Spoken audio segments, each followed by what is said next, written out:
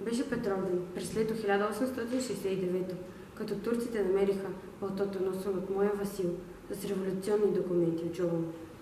Дойдоха вкъщи да го търсят, но не го намериха и ме вързаха за въжето за кладенеца и ме спускаха надолу на няколко пъти. Искаха да разберат нещо за моя Васил. Държаха я така, искаха да отрежат въжето. По-добре да го бяха направили.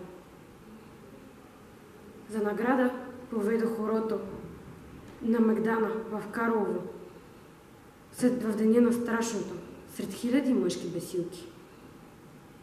Тежка е съдбата на героичните майки, но чаках рожбата на моя Васил, освобождението на България, но не оплаках тялото му.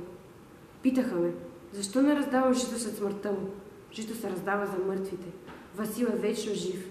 Той свети сред нас, като свещите, които не му бяха запалени.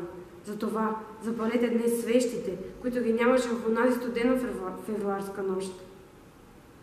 И споменувайте делата на Васил Иванов Кунчев, героят, прескочил 500 годишния гнет със лъвския си скок и ни дарил със свобода. Тя е ваша. Радвайте й се и я пазете.